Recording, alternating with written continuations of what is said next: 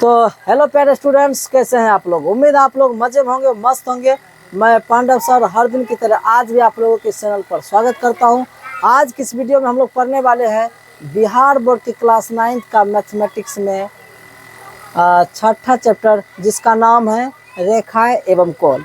हालांकि इस चैप्टर का हम लोग एक वीडियो बना चुके हैं, जिसमें हम लोग इस चैप्टर का कुछ मूलभूत थ्योरी को पढ़े थे। आज भी हम लोग इसी चैप्टर के जो मूल बेसिक बातें हैं, आज भी हम लोग उसी चीज़ को पढ़ने वाले हैं।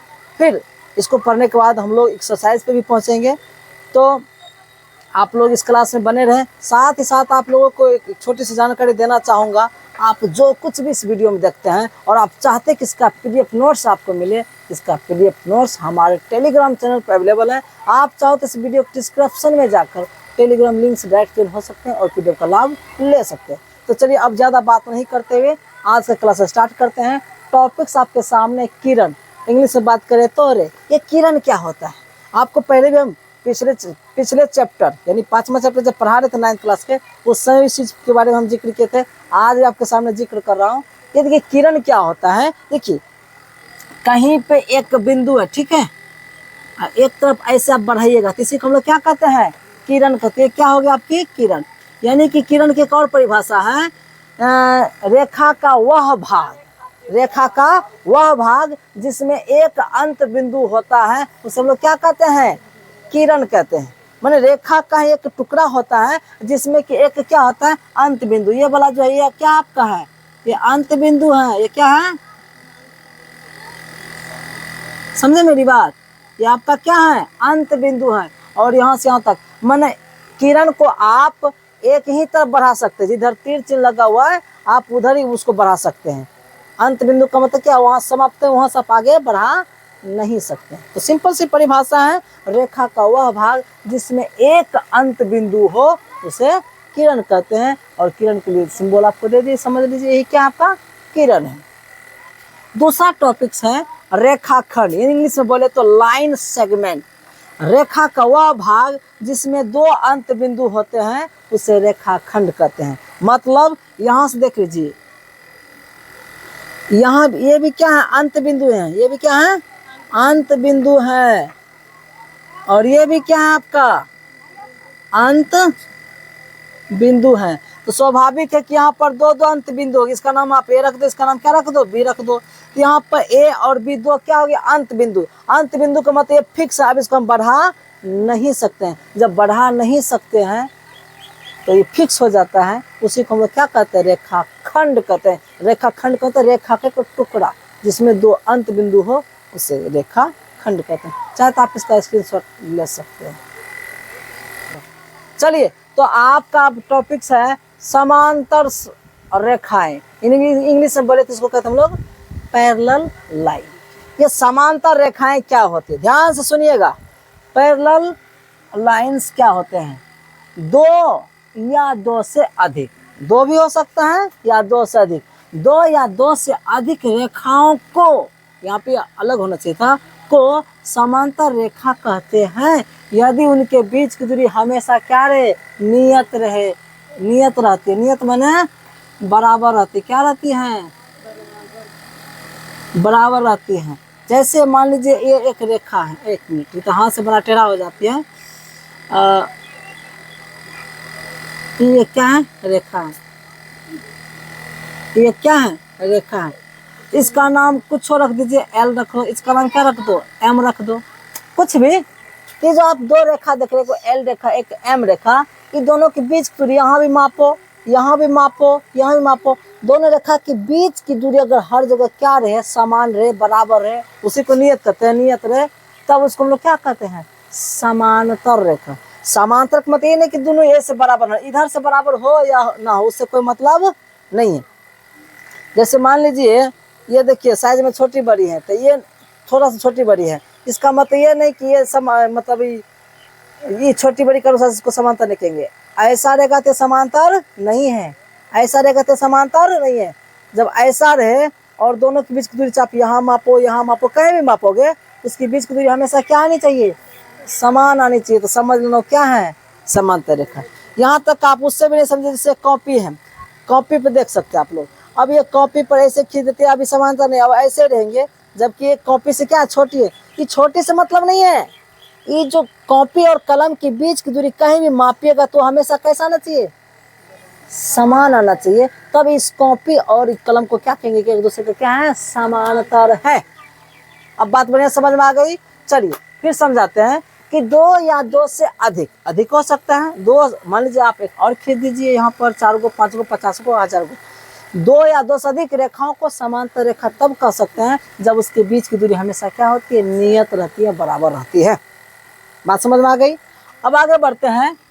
तिर्यक रेखा, ऑब्लाइक लाइन, वह रेखा जो दो या दो से अधिक समांतर रेखाओं को काटती हुई आगे बढ़ती हैं उसे तिर्यक रेखा कहते हैं। जैसे मान लीजिए पहले से ये क्या है, समांतर रेखा है, ये पहले से क्या है, समांतर रेखा है पहले से।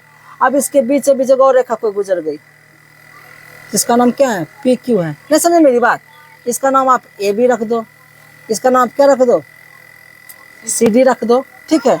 ए बी और सी डी क्या यहाँ पर समांतर रेखा है, और पी की उसको काटते हुए निकल गए तो उसको हम लोग क्या कहेंगे, तिर्यक रेखा कहेंगे। अच्छा यहाँ पे एक चीज नहीं लिखे, हम लिख देते यहाँ पर, अगर एल और एम समांतर है, लिखेंगे,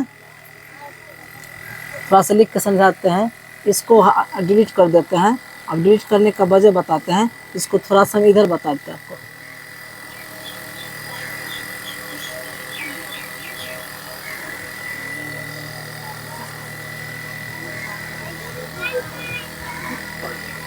ये एल है, ये क्या है आपका, एम है, मान लो, तो लिखेंगे आ रहे हैं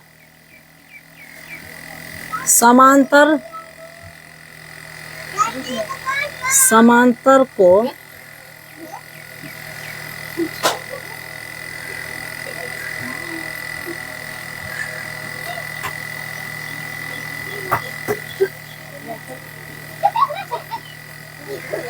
प्रदर्शित किया जाता है। सुनो मेरी बात, समांतर को, ठीक है, समांतर का जो सिंबल होता है, समांतर को चिन्ह है ही द्वारा, अब इसका नाम नहीं है भाई, इसका नाम है समांतर। समांतर को ये जो दो लकीर लंबा लंबा खींच दिया जाता है, समांतर को चिन्ह इसके द्वारा क्या किया जाता है, प्रदर्शित किया जाता है, निरूपित किया जाता है। अगर एल और एम समांतर है तो इसे हम लोग संक्षेप में क्या लिखेंगे, लिखेंगे अगर ये एल और एम क्या है, समांतर है, तो भाषा नहीं लिख के संक्षिप्त में क्या लिखेंगे, एल समांतर एम। नहीं समझे, ये बताता है कि एल जो है वो एम के क्या है, समांतर है, तो ये समांतर का क्या हो गया, सिंबल हो गया।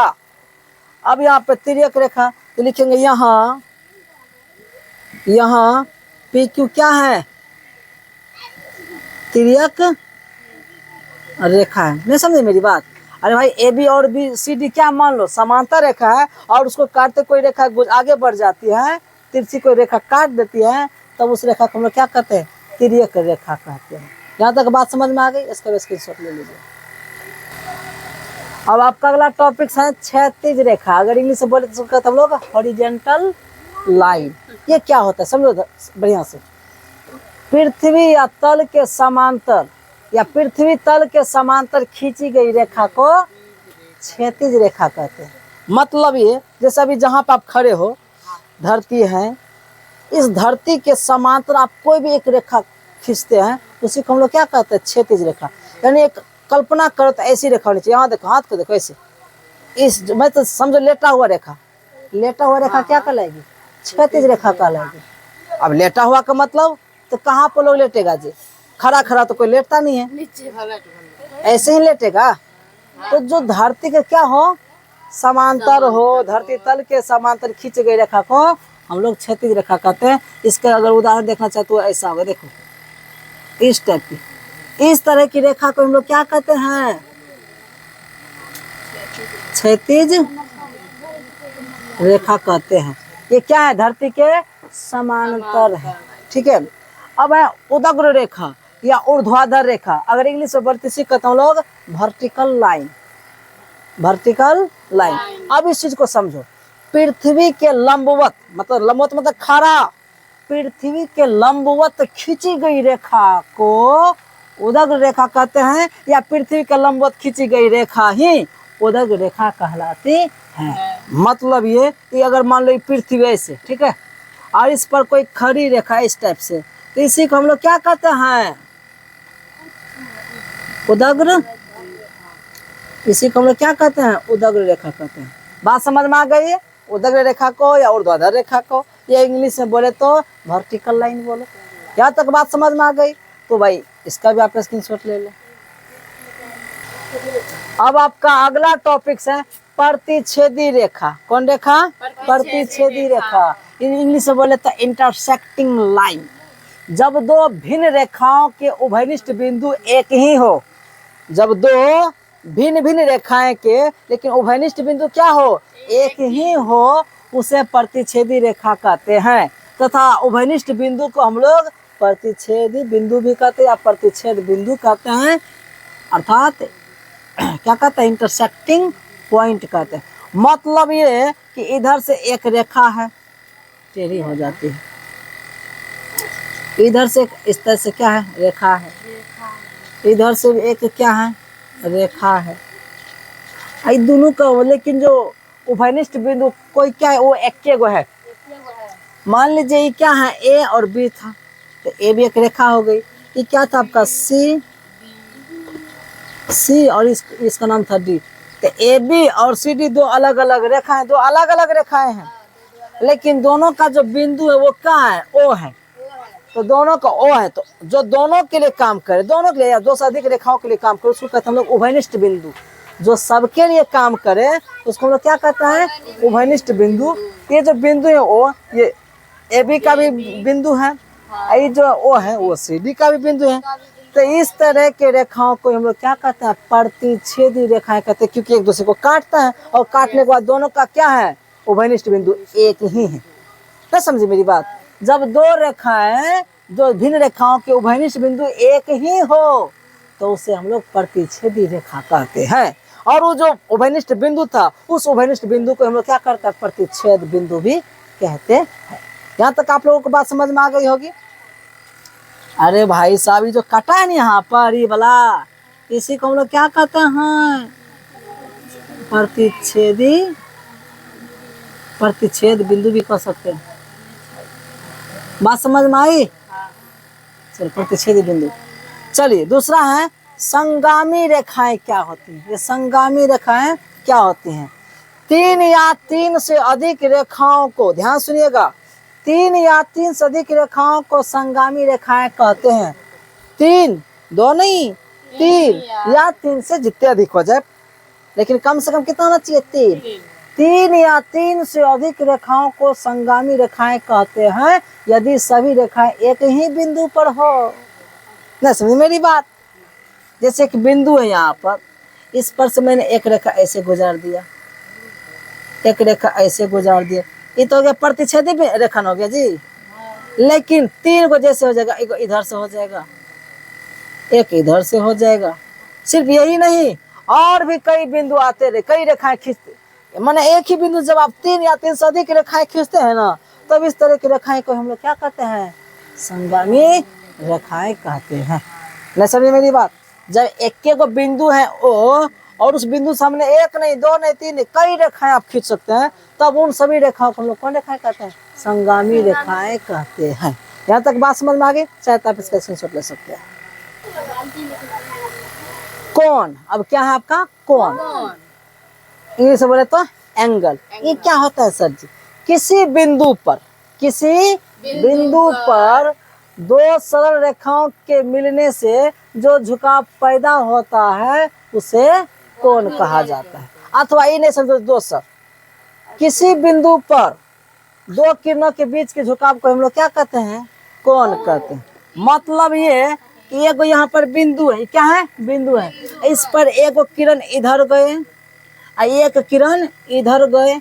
अभी दोनों किरणों के जो बीच का झुकाव है, नहीं समझे? समझे मेरी बात? एक बिंदु पर दो किरणों के बीच के झुकाव को हम लोग क्या कहते हैं बाबू साहब? कोण कहते हैं। नहीं समझे मेरी बात? एक ही बिंदु पर दो किरणों के बीच के झुकाव को हम लोग क्या कहते हैं? कोण कहते हैं। अच्छा, कोण की माप डिग्री या अंश में, डिग्री को अंश हिंदी में है, डिग्री इंग्लिश वर्ड है, तो लोग सब अब इंग्लिश में ज्यादातर बोलते हैं। तो कोण की जो माप होती है वो क्या आती है, डिग्री या अंश में की जाती है। और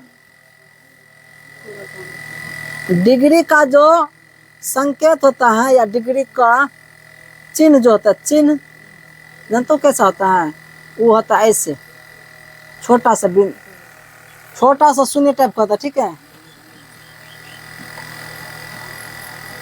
मान लीजिए इसको ऐसे नहीं समझ, ऐसे समझाते हैं। मान लीजिए यहाँ पर क्या है, कोई चीज कुछ है, उस पर ऐसे करके दिखाया जाता है ना, समझे मेरी बात। डिग्री का चिन्ह होता है, जैसे x डिग्री लिखना है तो x पर ये लगा देना है, 5 डिग्री लिखना है तो 5 लिख के लगा देना है।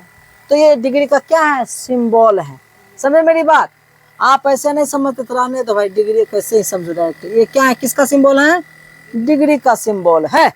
तो कोण की माप किस में होती है, सामान्यतः डिग्री में होती है, और भी इसकी माप होती है, लेकिन सामान्यतः कोण की माप क्या किस में होती है, डिग्री में होती है। यहाँ तक बात समझ में आ गई, तो बात समझ में आ गई तो यही तो है कोण। तो चलिए इसका स्क्रीनशॉट ले लीजिए। देखिए अब है कोण, अब कोण पढ़ लिए, अब कोण पढ़ लिए तो आपके विचार होता है ना कि सही कौन सब कैन सब होता है। देखिए कोण जो है ना कई प्रकार के होते हैं, उस कई प्रकारों में से कुछ प्रमुख कोण है जो कि हर विद्यार्थी को समझना चाहिए। तो सबसे पहले न्यून कोण, न्यून कोण की इंग्लिश हम लोग क्या बोलते हैं, एक्यूट एंगल बोलते हैं। क्या बोलते हैं, एक्यूट एंगल। वह कोण जिसका मान 90 डिग्री से छोटा हो तथा 0 डिग्री से बड़ा हो तो उसे हम लोग क्या कहते हैं, न्यून कोण कहते हैं। अब बताओ, अगर इसका आप उदाहरण से समझना चाहें तो उदाहरण दे रहे हैं आपके सामने, समझिए मेरी बात। जैसे हो गया 35 डिग्री, समझे मेरी बात, हो गया आपका 45 डिग्री, 80 डिग्री, 75 डिग्री आदि, नहीं समझे मेरी बात। ये सब कौन कौन हो गया, न्यून कोण हो गया, जो कि 90 से छोटा है लेकिन 0 से बड़ा है। यहाँ तक बात समझ में आ गई। चलो अब समकोण किसे कहते हैं, वह कोण जिसका माने 90 डिग्री का हो उसे हम लोग क्या कहते हैं, समकोण कहते हैं। वह कोण जिसका मान 90 डिग्री हो समकोण कहलाता है। और समकोण, यहाँ पे एक चीज और स्टार लगा के देते हैं, समकोण, समकोण का भी चिन्ह का प्रयोग किया जाता है। समकोण का जो चिन्ह होता है वो ऐसे होता है, ऐसे होता, समझे। और ये बताता है, नहीं समझे मेरी बात, ये समकोण का चिन्ह होता है। और ये चिन्ह क्या बताता है कि यहाँ पर कितना डिग्री का कोण बन रहा है, यहाँ पर 90 डिग्री का कोण बन रहा है, ये चिन्ह ये बताता है, समझे मेरी बात। तो समकोण का चिन्ह ये होता, जहां भी आप ऐसा सिंबल देख लेना समझ लेना वहां पर कितना डिग्री का कोण बन रहा है, 90 डिग्री का कोण बन रहा है। चाहे तो आप इसका भी स्क्रीनशॉट ले सकते हो। चलिए देखो यहाँ पर आपका है अधिक कोण किसे कहते हैं, वह कोण जिसका मान 90 डिग्री से बड़ा तथा 180 डिग्री से छोटा हो उसे हम लोग क्या कहते हैं, अधिक कोण कहते हैं। इसका अगर आप उदाहरण से समझना चाहें तो चलिए समझाते हैं। इसका जो उदाहरण होगा वो होगा 120 डिग्री, 135 डिग्री, 175, कुछ भी नहीं समझे मेरी बात, लेकिन 180 क्या होना चाहिए, कम होना चाहिए। बात समझ में आ गई। अब रिजु कोण या सरल कोण किसे कहते हैं, स्ट्रेट एंगल।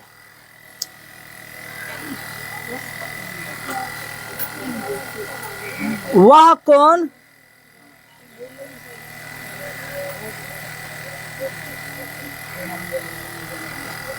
अच्छा ठीक है, चलो ठीक है। तो परिभाषा जो बनाते तो कभी कुछ ऐसे ही लिखाते कभी ऐसे लिखाते, उससे कोई दिक्कत नहीं। चलिए इसको आप समझाते हैं। कोण बनाने वाली रेखा घूमकर, जैसे मान लीजिए कोण ऐसे बना, जैसे एक किरण है, यही किरण समझे ऐसे घुमा के यहाँ तक लाते थे, ऐसे करते थे, कहते हैं कि कौन बना, नहीं समझे मेरी बात। यही घुमा के यहाँ तक ले आएंगे तो ये किरण बुट कहाँ यहाँ आ गई, नहीं समझे मेरी बात। तो कोण बनाने वाली जो रेखा होती है या किरण होती है, कोण बनाने वाली रेखा, यहाँ पे किरण होना चाहिए था, रेखा किरण, चलो कोण बनाने वाली किरण घूमकर एक सीध में हो जाए तो उनके बीच के कोण को हम लोग क्या कहते हैं, रिजु कोण कहते हैं। ठीक है, मतलब ये देखिए यहाँ पर एक किरण थी, ठीक है, ये क्या है, किरण है, ये घूम के फिर एक सीध में मतलब घूम करके ऐसे करके इधर आ जाएगी, माने ऐसे हो जाएगी। तब यहाँ से यहाँ तक के बीच के कोण को हम लोग क्या कहेंगे, 180 डिग्री कोण। नहीं समझे मेरी बात। पहले यहाँ पे किरण थी, यहाँ से लेके यहाँ तक की, जब इसको ऐसे घुमाए तो इसको घुमा के मतलब समझो यहाँ से घूमना स्टार्ट किया, कहाँ तक आ गया, यहाँ तक आ गया। यहाँ से घूमकर यहाँ आ गया तो एक सीध में आ गई। तो जब एक किरण को घुमा करके एक सीध बना दी जाती है, एक सीध में मतलब दिखाया जाता है, तब उस समय जो बना कोण तो कितना डिग्री होता है, 180 डिग्री होता है। और 180 डिग्री के कोण को हम लोग रिज कोण कहते हैं। वो नहीं समझते ये भाई, 180 डिग्री के कोण को हम लोग क्या कहते हैं, रिजु कोण कहते हैं। ठीक है, ये आपका हो गया कौन कौन, रिजु कोण को या सरल कोण को। स्क्रीनशॉट ले लीजिए फटाक से।